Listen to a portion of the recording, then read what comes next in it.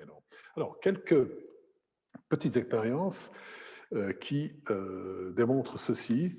On en a une qui est la plus simple de toutes. Je vais demander à Cavan d'essayer de nous l'illustrer. Je vais peut-être réduire un tout petit peu, on ne sait jamais comment régler l'éclairage de l'auditoire.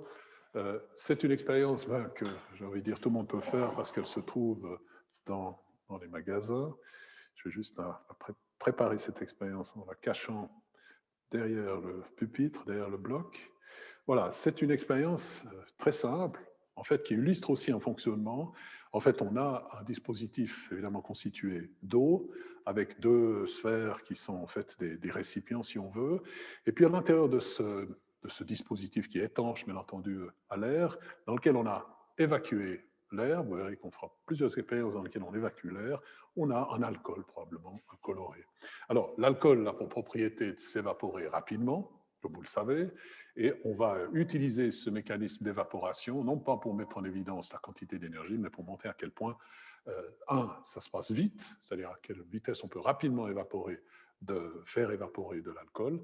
Et si on évapore de l'alcool liquide, eh bien, il y a une pression, encore une fois, de vapeur, cette fois d'alcool, qui va s'exercer sur le liquide, et dans ce cas-là, va pousser le liquide vers le haut. Voilà, la température, c'est 37 degrés, même pas 35 degrés centigrades, et j'espère que vous voyez avec quelle efficacité la pression de vapeur, donc l'évaporation du liquide, pousse le liquide qui se trouve dans la petite sphère du bas, pousse ce liquide mécaniquement, physiquement vers le haut. Voilà, on va obtenir le transfert de pratiquement l'entier du liquide qui était en bas dans le récipient du haut. Et puis on peut refaire la même expérience dans l'autre sens. Ça se refroidit assez vite d'un côté et ça se réchauffe assez vite de l'autre.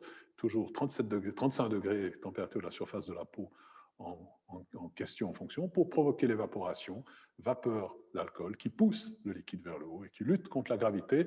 C'est très rapide, c'est très efficace. Maintenant, c'est même en train de pousser de la vapeur d'alcool et faire des petites bulles, comme vous pouvez le voir. C'est un mécanisme aussi qui explique, on le verra, ce que l'on appelle, on le verra vendredi après-midi, le mécanisme du thermosiphon. Donc voilà une illustration très simple disons, de l'efficacité, de la quantité d'énergie ou de chaleur qui est en jeu lorsqu'on a un mécanisme d'évaporation, non pas d'eau dans ce cas-là, mais d'alcool pour faciliter l'expérience. Pour ceux que ça intéresse, si vous voulez trouver vous-même cette expérience, ça s'appelle le thermomètre des amoureux. Donc vous avez pu voir ce matin que même lorsqu'on s'approche de la retraite, on est très amoureux puisque j'ai très efficacement provoqué le transfert d'un liquide d'une sphère à l'autre contre la gravité.